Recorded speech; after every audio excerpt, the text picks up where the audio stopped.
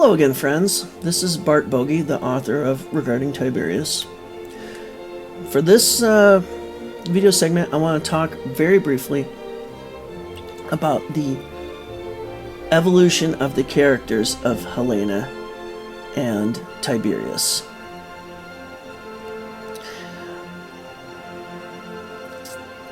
I suppose we have to go back to the origin of the story.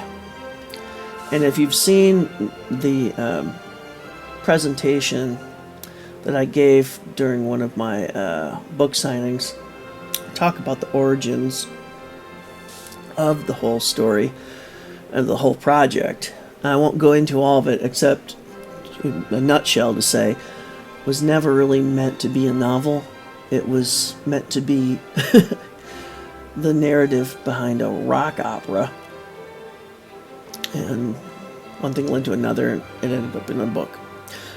Well, in the earlier versions of the story, the narrator was not Helena. The narrator was Tiberius, and the story was about him, told by him. And he's telling the story to the prison physician on the night of his demise. In fact, back then, the title of the book was O Nox Ultima, which means O Final Night, because he's spilling his guts to the prison physician the night before his execution.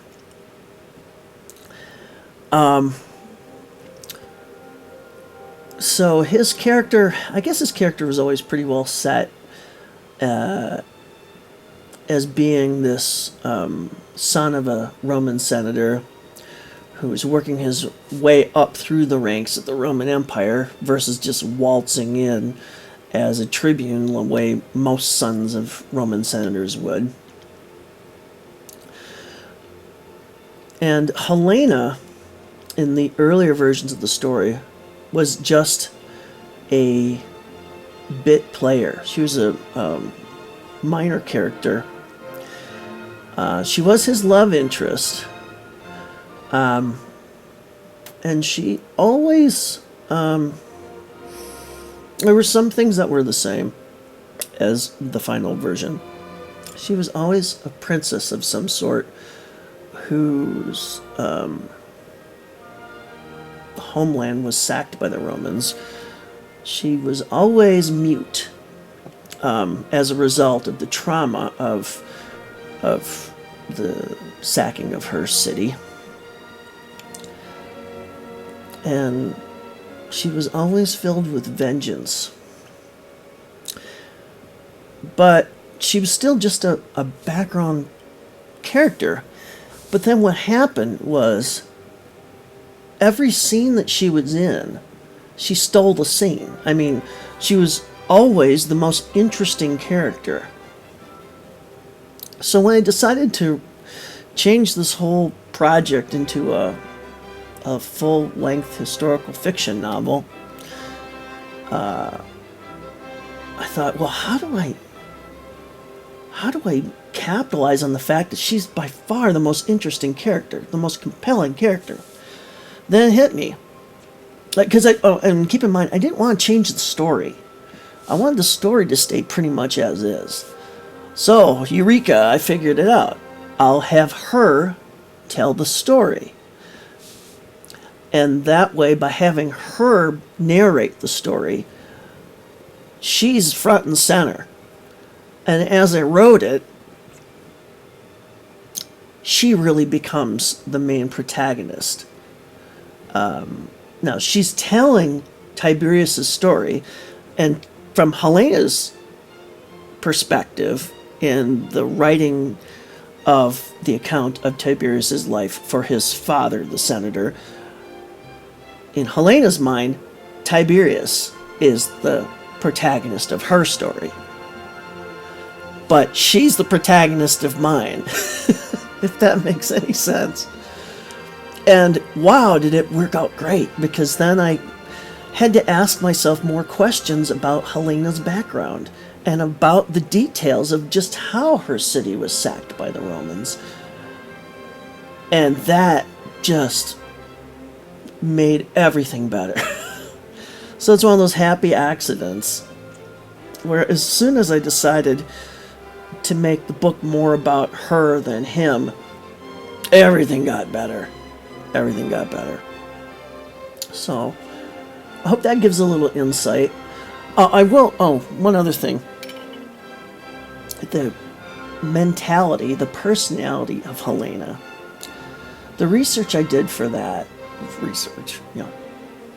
such as it is, I was thinking about a proactive character and what kind of personality she would have. I didn't want the Lucy Lawless Xena warrior princess, going, crazy, wild-eyed, freak of nature kind of person.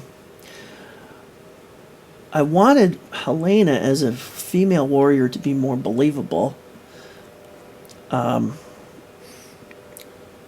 So I thought to myself, how could I make her personality believable? And what would I model it after? And then it hit me that Helena's mentality is like that of a female athlete. I find, at least in my experience, my observations, and forgive me if I'm painting with a broad brush here, but writers sometimes do that. I think the way a female athlete thinks is fundamentally different from how male athletes think and female non-athletes think. I think of, when I see male athletes, like football players, let's just use that example, or soccer players, there's a lot of bravado and whoa kind of thing going on. Where, intentionally inflaming their testosterone-fueled rage helps with performance. Now, the really, really good female athletes, I don't see them doing that. For one thing, they just don't have the testosterone rage going for them. But there's something different. A female athlete has a way to get into ridiculous focus without having to use rage to do it. And they can turn off their emotions for the time when it takes to focus on the endeavor. They can turn off their emotions in a way that female non-athletes have a harder time doing. Every female athlete I knew, I've known in my life,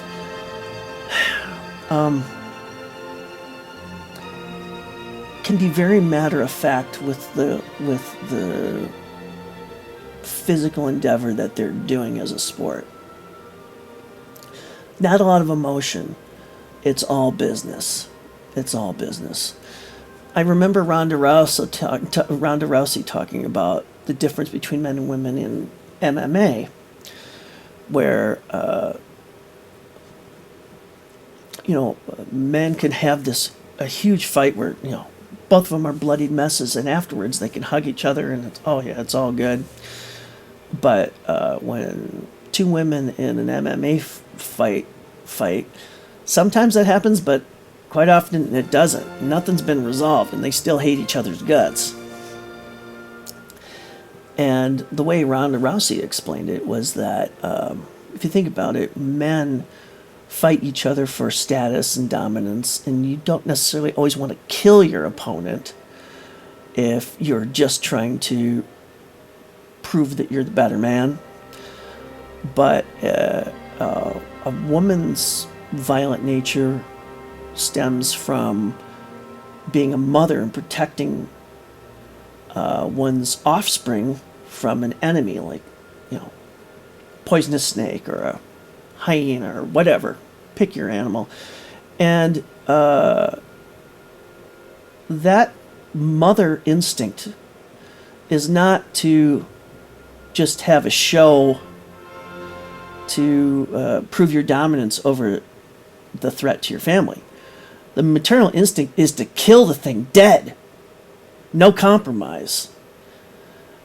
And so I kind of buy into Rousey's thinking here.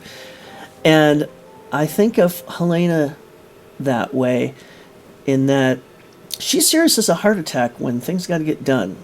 If part of the plan is going to involve killing someone, she'll do it without a lot of soul searching. But she's in control of her emotions, and there's a logic to how she conducts herself, a logic and a emotional restraint that assists her in those endeavors. That reminds me of a female athlete, a modern day female athlete.